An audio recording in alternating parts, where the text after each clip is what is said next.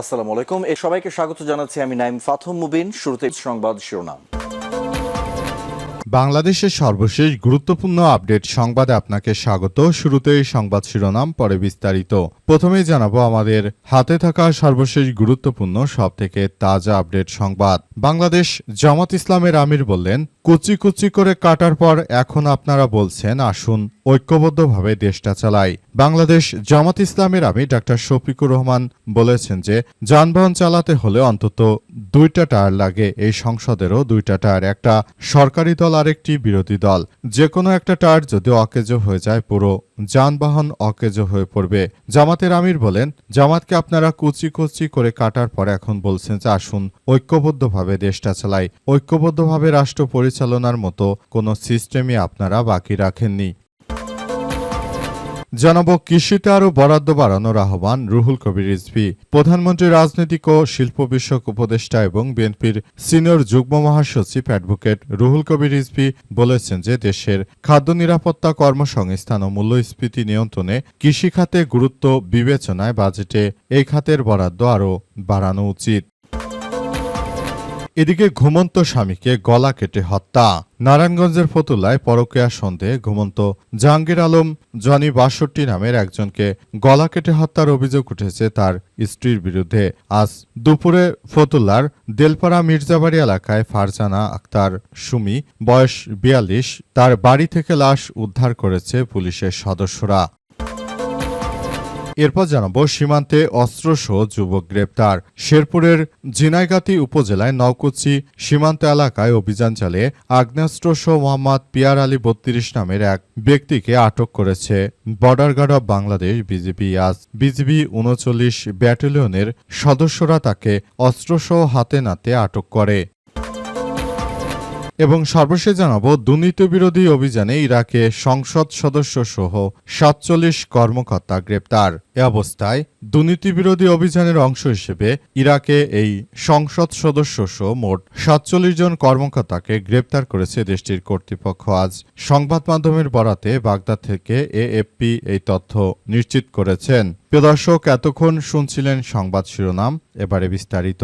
তবে তার আগে বন্ধুরা অনুরোধ থাকবে এই সংবাদটিতে একটি লাইক দিন।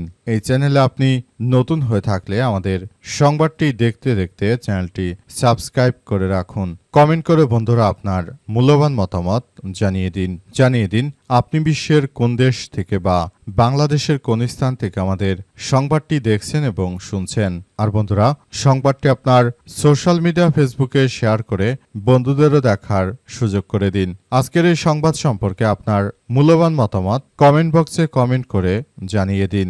গাজা যুদ্ধে আপনি যদি নিরীহ ফিলিস্তিনিদের ভালোবেসে থাকেন বন্ধুরা, কমেন্টে ইয়েস লিখে পুরো বিশ্ববাসীকে আমাদের এই তাজা আপডেটটি দেখার সুযোগ করে দিন। এবারে বিস্তারিত।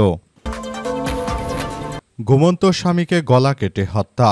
নারায়ণগঞ্জের ফতুল্লায় পরকীয়া সন্দেহে ঘুমন্ত জাহাঙ্গীর আলম জনি 62 নামের একজনকে গলা কেটে হত্যার অভিযোগ উঠেছে তার স্ত্রীর বিরুদ্ধে। আজ দুপুরে ফতুল্লার দেলপাড়া মির্জাবাড়ি এলাকায় এমন ঘটনা ঘটে। নিহতের স্ত্রী ফারজানা আক্তার মুন্নির, বয়স 42, বাড়ি থেকে লাশ উদ্ধার করেছে পুলিশ। স্থানীয়রা জানায় ফারজানা আগের ঘরের স্বামী এবং 3 সন্তান রেখে জনিকে বিয়ে করেছিলেন। বিয়ের পর ফারজানা বাড়ি থেকে রাজধানীর সোনারগাঁও হোটেলে চাকরি করেন জনি। সম্প্রতি ফারজানা হোটেলের কোনো এক মেয়ের সঙ্গে জনির পরকীয়া সম্পর্কের বিষয়ে জানতে পারেনি নিয়ে দুইজনের মধ্যে ঝগড়া হয়। রাতে তাদের মধ্যে ঝগড়া হয়। এরপর ঘুমন্ত অবস্থায় ফারজানা তার স্বামী জনির গলা কেটে হত্যা করে। সকালে পালানোর সময় রক্ত দেখে এলাকাবাসী ফারজানাকে আটক করে এবং আটক করার পরই মূলত পুলিশকে খবর দেওয়া হয় এবং পুলিশ এসে ফারজানাকে নিয়ে গেছে। মূলত বাংলাদেশে এই মুহূর্তে পরকীয়ার মতো ঘটনাগুলো বিপুল পরিমাণ ঘটছে এবং এই ধরনের ঘটনার কারণেই মূলত এমন হত্যাকাণ্ডের ঘটনা বাংলাদেশে এখন প্রতিনিয়ত ঘটছে। এমন ধরনের হত্যাকাণ্ড আসলে কারো জন্যই শোভা পায় না। বিষয়গুলো সবাইকে খুবই ভাবিয়ে তুলছে। এমন ধরনের ঘটনা দেশে আর না ঘটুক সেই প্রত্যাশা সবার। দেশে যদি এভাবে অপরাধ বাড়তে থাকে ভবিষ্যতে এটা নিয়ে আরো বড় ধরনের সমস্যার সৃষ্টি হতে পারে বলে অভিযোগ রয়েছে। তাই বিষয়গুলো নিয়ে অধিকতর তদন্ত করে তারপর যথাযথভাবে ব্যবস্থা গ্রহণ করা উচিত। জামাতের আমির বললেন, কুচি কুচি করে কাটার পর বলেন আসুন ঐক্যবদ্ধভাবে দেশটা চালাই। বাংলাদেশ জামাত ইসলামের আমির ডাক্তার শফিকুর রহমান বলেছেন যে যানবাহন চালাতে হলে অন্তত 2টা টায়ার লাগে। সেই সংসদ সদস্য হচ্ছে 2টা টায়ার, একটা বিরোধী দল, একটা প্রধান দল, একটা সরকারি দল আর একটা বিরোধী দল। যে কোনো একটা টায়ার যদি অকেজো হয়ে যায় পুরো যানবাহন আর চলতে পারে না। একটি টায়ার নিয়ে ধুকে ধুকে আর সেই গাড়ি চলতে পারে না। সরকারি দলের সদস্যদের বক্তব্যের সমালোচনা করে বাংলাদেশ জামাত ইসলামের আমির বলেছেন যে একটা টেন্ডেন্সি বা প্রবণতা আমি লক্ষ্য করেছি, প্রায় সব বক্তা কুচি কুচি করে কাটার পর বলেন যে এগুলো ছাড়েন, আসেন ঐক্যবদ্ধভাবে আমরা দেশটা চালাই। ওই কুচি কুচি করার যন্ত্রটা আসুন আমরা ফেলে দেই, আমরা একটা বিউটিফুল ওয়ান্ডারফুল কম্বিনেশন নিয়ে চলি। আজ জাতীয় সংসদ অধিবেশনে দেয়া বক্তব্যে তিনি এসব কথা জানিয়েছেন। সংসদ সদস্যদের আচরণ সংযত হওয়ার আহ্বান জানিয়ে শফিকুর রহমান বলেন, সীমাহীন ত্যাগের মধ্য দিয়ে আজকের এই পার্লামেন্ট গঠিত হয়েছে। এই পার্লামেন্টে মজলুমের পার্লামেন্ট।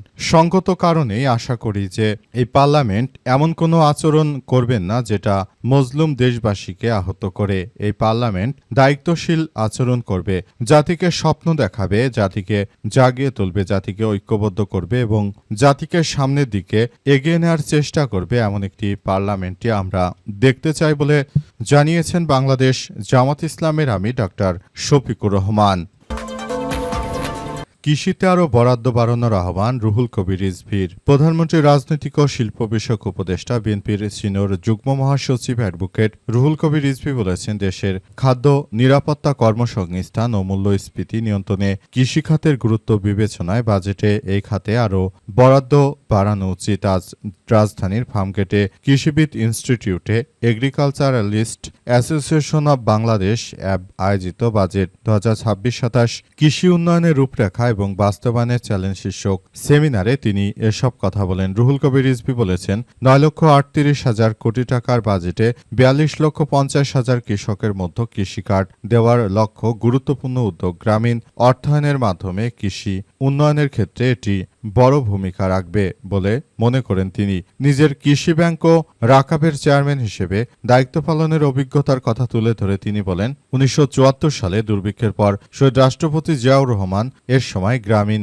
কৃষি ঋণ কর্মসূচি চালু হয়। সে সময় কৃষকদের জন্য 100 কোটি টাকা বরাদ্দ দেওয়া হয়েছিল, যা গ্রামীণ অর্থনীতিকে পুনরুদ্ধারে গুরুত্বপূর্ণ ভূমিকা রেখেছিল। একই সঙ্গে কৃষিতে যান্ত্রিকীকরণ, পাওয়ার টিলারে প্রসার, খাল খনন এবং চাল রপ্তানির মতো উদ্যোগ কৃষি খাতকে এগিয়ে নিতে সহযোগিতা করে। রিজভী আরও জানিয়েছেন যে চলতি বাজেটে কৃষি খাতে বরাদ্দ গত বছরের তুলনায় বাড়লেও মূল্যস্ফীতির বিষয় বিবেচনা নিলে এই বৃদ্ধি খুব বেশি নয়। তার মতে অর্থনীতিতে কৃষির অবদান বর্তমানে 5 থেকে 6% মতো থাকলে এটি 7 থেকে 8% উন্নীত করার লক্ষ্য নেওয়া উচিত। তিনি আরও জানিয়েছেন যে দেশে মোট কর্মসংস্থানের প্রায় 40% কৃষিকে কেন্দ্র করে হওয়ায় এই খাতে আরও বেশি গুরুত্ব দেওয়া প্রয়োজন। সীমান্তে অস্ত্রসহ যুবক গ্রেপ্তার। শেরপুরের ঝিনাইগাতী উপজেলায় নওকুচি সীমান্ত এলাকায় অভিযান চালিয়ে আগ্নেয়াস্ত্রসহ মোহাম্মদ পিয়ার আলী 32 নামের একজনকে গ্রেপ্তার করেছে border guard of Bangladesh BGB. আজ সন্ধ্যায় ময়মনসিংহ ব্যাটালিয়ন 39 বিজিবির অধীনস্থ নকশিবিওপির টহল দল এই অভিযান পরিচালনা করে। বিজিবির সূত্র থেকে জানা গেছে যে গোপন সংবাদের ভিত্তিতে নকশিবিওপির টহল দল রোববার সন্ধ্যায় নওকুচি সীমান্ত এলাকায় বিশেষ অভিযান চালায়। এ সময় সন্দেহভাজন পিয়ার আলীকে তল্লাশি করা হলে তার হেফাজত থেকে একটি দেশীয় তৈরি একনালা পাখি শিকারে বন্দুক উদ্ধার করা হয়। এ বিষয়ে 39 বিজিবির পক্ষ থেকে জানানো হয়েছে যে সীমান্ত এলাকায় অবৈধ অস্ত্র চোরাচালান ও যে কোনো ধরনের অপরাধমূলক কর্মকাণ্ড প্রতিরোধে বিজিবি প্রতিনিয়তই টহল অভিযান অব্যাহত রেখেছে। পিয়ার আলীকে উদ্ধারকৃত অস্ত্রসহ ঝিনাইগাতী থানায় সোপর্দ করে মামলা দায়ের করা হয়েছে। বিষয়ে ঝিনাইগাতী থানার ওসি মোহাম্মদ আমিরুল ইসলাম বলেছেন যে অস্ত্র আইনে মামলা দায়ের করা হয়েছে। প্রাথমিক জিজ্ঞাসাবাদ শেষে আসামিকে আদালতে সোপর্দ করা হয়েছে এবং আসামিকে এই মুহূর্তে খুবই অসন্তোষজনক অবস্থানের মধ্য দিয়ে আসলে চালিয়ে যাওয়া হচ্ছে বলে উল্লেখ করা হয়েছে। আসামিকে নিয়ে তারা একটি কার্যক্রম চালাতে চায় বলে বিজিবির পক্ষ থেকে বলা হয়েছে যে উক্ত আসামিকে এমনভাবে আসলে শিক্ষা দেওয়া উচিত যাতে ভবিষ্যতে সীমান্ত এলাকায় অস্ত্রশস্ত্র নিয়ে কখনোই ঘোরাঘুরি করার মতো সাহস না পায় সে ব্যাপারগুলো ইতিমধ্যেই দেখভাল করা হচ্ছে। আরও বলা হয়েছে যে এই ধরনের ঘটনা আসলে সবার জন্য খুব বেশি ভয়াবহ এক বিপজ্জনক অধ্যায় হিসেবে আবির্ভূত হয়েছে। সীমান্ত এলাকায় অস্ত্রশস্ত্র সবার জন্য খুব বড় ধরনের কার্যক্রম সৃষ্টি করতে পারে বলে এমন কথাই উল্লেখ করা হয়েছে।